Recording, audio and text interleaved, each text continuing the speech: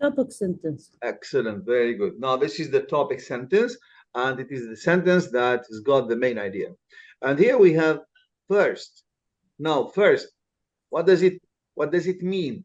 The first benefits. Excellent. Now this is the first benefit. Okay, now if you scan for the second benefit, can you find it? No. So this means that the second benefit will be given in another paragraph, because normally when we write, so each paragraph has got one main idea. Now this paragraph, it will be about one main idea, and unfortunately it's not this one. Well, the topic sentence, it will help you with what the paragraphs or what the text in general is going to deal with. Now it's going to deal with benefits. Oh, this is the first benefit only. So the second one will be in another paragraph. Okay. And the third one will be in another paragraph.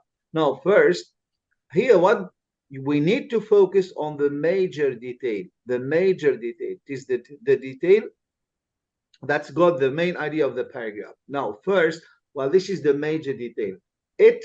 What does it refer to? البنفيت. Digital. البنفيت. The benefits يقول they, because it is plural. Now it here, this is a pronoun. What does it refer to? اللايبرري. لا digital. Going digital. Yes, going digital. Now it means first, going digital helps. Now it refers, now this is a pronoun reference. It refers back to going digital, and it doesn't refer to the benefits because the benefits is plural. So normally it should be they. Now, first, going digital helps them. What does it refer to?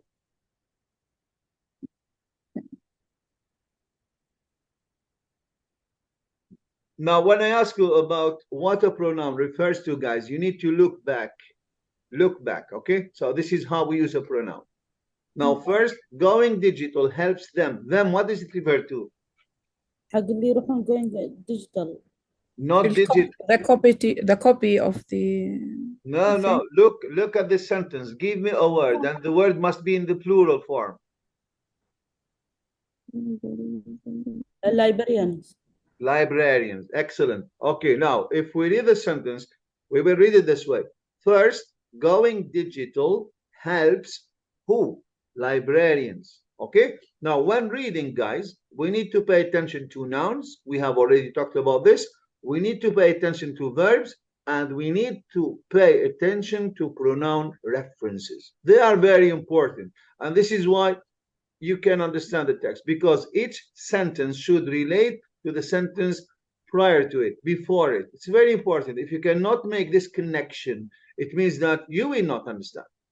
So paying attention to nouns is very important. To verbs is very important. Paying attention to pronoun references, it's very important. So that they can understand what the writer is talking about. Now, these pronoun references, what do? They connect the previous sentence with the new one. Okay? Now, normally the sentence should read like this. First, going digital helps librarians preserve rare and fragile objects without denying access to those who wish to study them. Okay, now this is what you call major detail. Now, the major detail, well, this paragraph, it will be talking about this.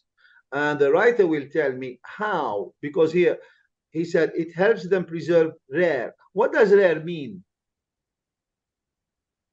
نادر. In English? Unique. There's only a few of it, right? Yes. A few of something. And fragile, what does it mean? Something that can break easily. Okay, fragile. واضح? Yes. Okay. Hush. Now, the writer gave me two pieces of information. Well, it will help librarian preserve or keep safely what? Rare and fragile objects. Without denying access, okay, they will be preserved, but still people can have access to them or to study them. Great. Now, what is the right? This idea to preserve rare and fragile objects. Now, look at this idea. لحظة. Is it a general or specific? General. Yeah, very general, because I don't know what is he talking about. Okay, you said rare. Can you give me an example? Well, you said fragile. Can you give me an example? So normally the tendency when writers write, what do? They always start with something. Okay, I wouldn't say always. Most of the time, they will start with something very general, and then they will get into the details little by little. Now, this is why this is what we call it is the major detail, because it's got, the general idea of the sentence. And then the writer will go about giving you examples and explanations. Now, look, he said the British Library, for example. What is the writer doing? Giving example. Excellent. Ahsanti. And what do you call, for example? What type of language is this? Signposting Language. Excellent. Yes. So this is why I told you guys, when you read, you need to pay attention to four things. I will repeat them: nouns, verbs, pronouns, and then signposting. Well, here I know that he's going to give me the first benefit. Well, this means that there is another benefit in the coming paragraph. This is number one. Well, he said, for example, I need to pay attention. He's going to give me an example of rare objects. Okay, now this is very general and this is the specific. Now, the British Library, for example, holds the only, you see here, there's only one copy. And this is an example of rare, the only. Medieval, now medieval, it is something that took place in the Middle Ages, Qurun Wusta. Manuscript of Beowulf. Aha, there is only one copy of Beowulf. And where is it? Where is it kept, this copy? London. In the British Library. Yes, so in London. Great. Now look, this is one piece of information. And he said only qualified scholars were allowed to see it. What does it refer to? Scholar. Wallah. No. Oh, the manuscript of the. Yeah, excellent. The manuscript of Beowulf. Okay, now to see it. If you do not understand this, guys, you can never answer the questions. So this is why whenever you're reading, okay, try to focus on, pronouns. They are very important. Okay, so only qualified scholars were allowed to see it, to see this, manuscript of Beowulf, until Kevin Skeenan of the University of Kentucky scanned the manuscript with the three different light sources. And I told you that this is what we call parenthetical information. Well, it's not important. When I am skimming, I don't have to read it. Okay, you will be losing your time. So you should skip this. So what happened? So before this gentleman, Kevin Skeenan, okay, scanned, they were allowed, only qualified scholars, only people of knowledge were allowed to see it.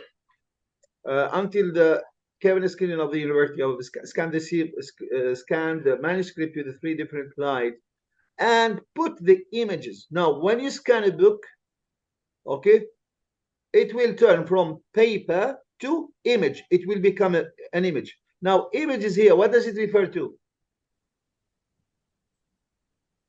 The scan manuscript. Yes, so the scanned manuscript of Beowulf. Now, here, this is a technique that writers do. Now, they said, this is the manuscript of Beowulf, and these are the images. Now, what do you call this technique? Scanning. It serves what you call text cohesion. I told you this is an instance of what? This is an instance of substitution. Instead of saying the scanned version, well, they said the images. Well, I know that the images, so they are simply the manuscript of Beowulf, which were scanned. That's it. Okay.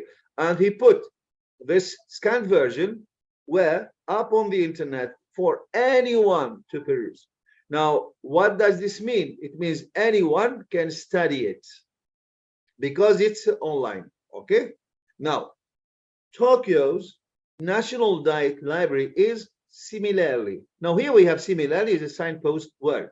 Now, what does this mean? It means that the writer is going to give me another example, but this time it is not about rare, it is about fragile.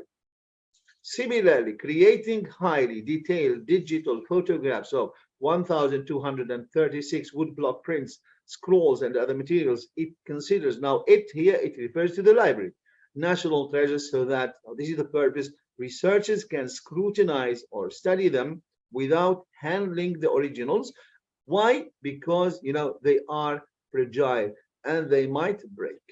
Okay, now you can see that the writer started with a topic sentence of the text. Okay, 3 benefits. And in this paragraph, he talked about, or they talked about, the first benefit. And they started with a general, with a general statement, which you call major detail. And then this major detail was explained or illustrated through the use of minor details. Minor details are examples in this case. So we have, for example, we have similarly, well, that's another example. And this is how you should look at the paragraph. As I told you before, in order to navigate your way through a paragraph easily, you have to pay attention to signposting. And you need to understand how the paragraph is structured out. Okay, so normally we start with a topic sentence, and then we will have some major statements or major details, and then the major details. What do they do exactly in a paragraph? They introduce new information. Now, while the minor details, what do? They explain and they support the major detail. Now, this is how a text should be structured, and this is what you need to learn when you write for your IELTS exam. And that's why I chose to start with the reading comprehension, so that we can learn, okay, some techniques, or we can learn the way good or professional writers write, so that we can imitate them. Okay, great. Now this is the paragraph.